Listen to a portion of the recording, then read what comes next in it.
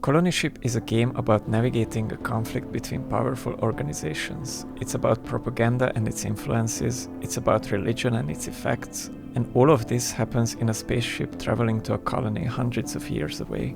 Iron Tower Studios' turn-based CRPG came out last year after a long early access period, and if you like this kind of game, you're in for a great time. The game itself draws inspiration from old sci-fi books, but it builds on the studio's previous games and a bunch of older classics as well. This creates a very interesting mix that I think is worth exploring. The main gameplay is a turn-based CRPG, so you will go around talking to people, and if things go badly, you take turns beating each other up. There's a million ways to build your character, choose from a bunch of skills to specialize in, give them pretty significant perks, or put them in the implant vending machine to give them a new synthetic eye in some back alley. You can have a few companions travel with you, and good planning and party composition is very important. You will most likely need a person for everything, one for breaking and stealing, one for computers and hacking, etc. They also have their own stories and personalities and will question your decisions if it doesn't align with their worldview. The inventory is luckily infinite because you'll find a lot of different weapons and equipment and grenades and gizmos and whatnot. If you want to get into strategizing, the itemization and character building goes deep.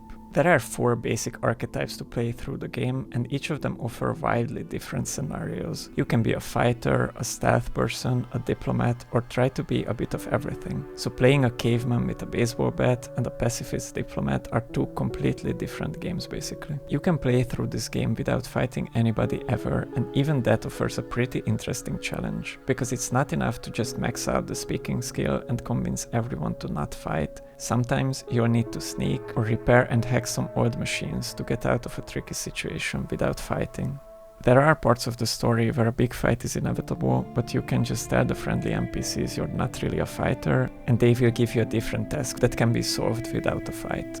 So based on the playstyle you want, you need to plan what skills to invest in the beginning, but after that you can raise skills by actually using them. Use persuasion in a dialogue, for example, and you'll get persuasion XP. So you can get into a situation where a door is blocking you and you need only one more lockpicking, so you run around trying to find a pickable lock that can teach you.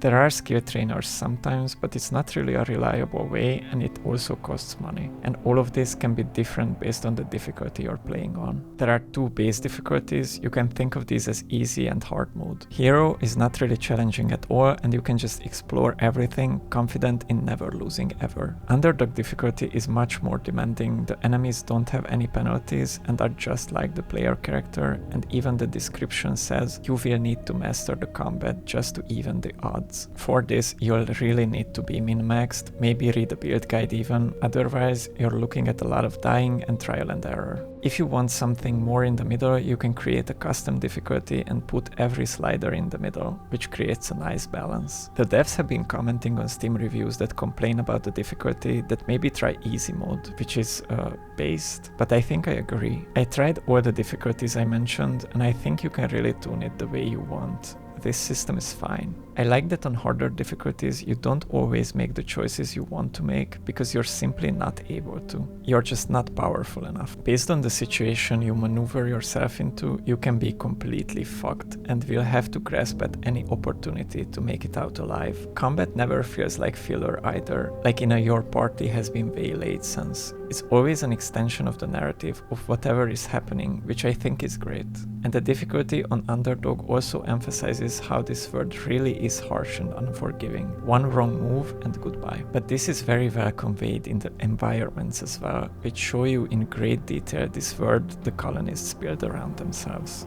There's so many different environments and settlements, a bustling shopping district, unused ruins of a building from the ship's early days, living quarters with charming details, a factorio map, and completely alien sections too. There's no fog of war, so you can really take in the huge areas, and even the interiors are worth checking out fully zoomed in for the cool details. First you need to turn off motion blur though, which is on by default, and if you don't want to throw up looking at the world, leaving it on is not ideal. Sometimes you can climb crates to break into an upper floor room of a building, or ask around in a tavern for the local cuisine. The places feel lived in.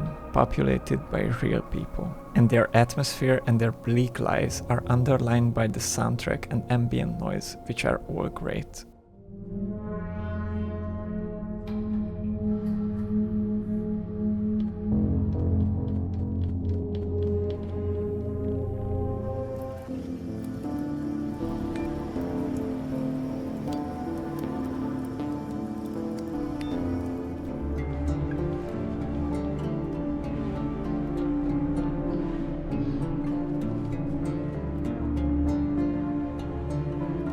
There's always satisfying clicks and noises for lockpicking and opening doors and stuff.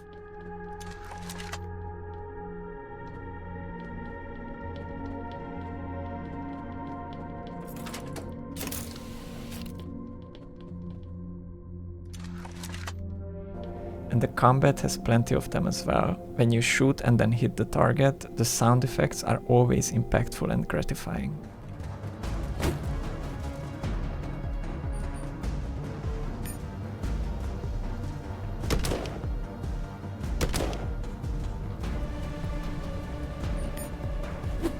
Another thing is that there's no voice acting, so you will have to read everything, but just as in older RPGs, I think this is a great midway point between books and games. You have some stuff represented, like the environments and the characters, but there's a lot you have to add with your own imagination. So it gives you the space to create the characters' voices in your head based on their tone descriptions.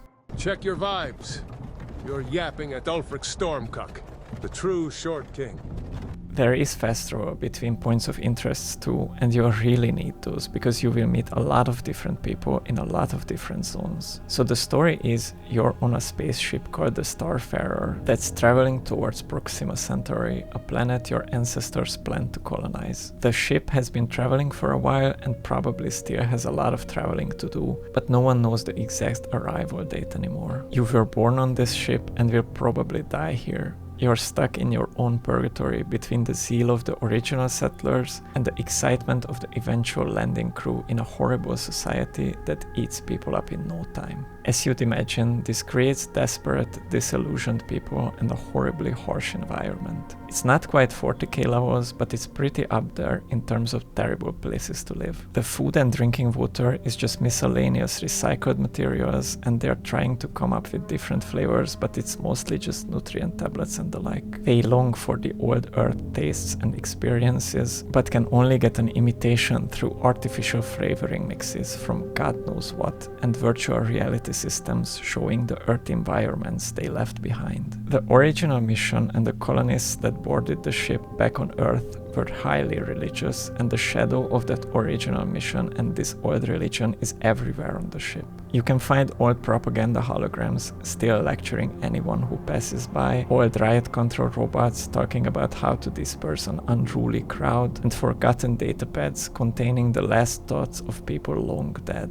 But their original vision is completely shattered, and their descendants each pick up different fragments that suit their needs in the present. There are three main factions, each representing very different ideas about how the ship should be run. But you will meet people outside of these as well. A lot of people have their own interpretation of their situation. You can talk to a historian about what happened on the ship in the years past, or archivists about all the info they have, or just ask some local guy about what he thinks. Some of their views are really out there. Like maybe the ship is just a big social experiment and they never left Earth. Maybe the religion was just a conscious way of the ruling class to create a crowd of enthusiastic workers who can be brainwashed in whichever way is needed. Even if it's just some random person, the writing always really makes you think about how many ways humans could rationalize their reality aboard a moving spaceship. The original vision of this mission was pious people working together to create a new home, but instead their descendants made a highly militarized society with deadly faction wars. Even the church functions like an army. Some people still very much believe in the old church though, and some might even preach pacifism and a complete subjection of yourself to the will of God. Most people will just shoot you though, first chance they get, and you'll need to navigate this society and stay alive. Colonyship puts you into very philosophical situations. What it means to live under an oppressive system. How should a ship like this be operated inherited, what should happen to the locals once the humans arrive at the new planet, or even how religion can be used for all kinds of purposes. I really like that it's sci-fi not in the hard believable science sense, but in an old Star Trek sense. It gives you a wild scenario and plays with all kinds of possibilities inside it. This influence seems a very deliberate writing choice, there's even some references, and they pulled it off really well. A bunch of time has passed since the original launch of the ship, and the current inhabitants can't really manufacture the old tech, so a very profitable way to make money is scavenging for old parts. This is what you will do most of the time, delve into long forgotten parts of the ship and extract whatever you find. The quest log itself is really bare bones, so you will have to pay attention to the details in conversations. But I never really got lost, I think this is not a big deal. It's been such a long time since the original launch, there are not only different factions, but humans evolved in diverging ways as well, based on their environments, which again creates very interesting situations you will have to navigate through. Every one of these have multiple, wildly different ways to play it and solve it, so the replayability is really there, because even though you will learn everything major in your first go, there's so many contrasting ways to solve each problem. You'll for sure see stuff you haven't seen before, and the game is only around 10 hours long for one run, so you don't need much time invested if you want to try different combinations. Maybe at full price it's a bit expensive, but it goes on sale often, and I think overall it's really worth your time.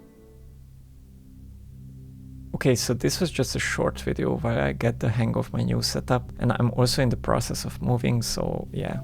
I really liked Colonyship though, and I hope I got at least a few people interested who wouldn't have played it otherwise. Next video is a long one again, but I'll try to update the community page here about the progress, and I'll keep posting funny memes on Twitter as well. So yeah, subscribe, follow, etc. or check out my other videos I've done.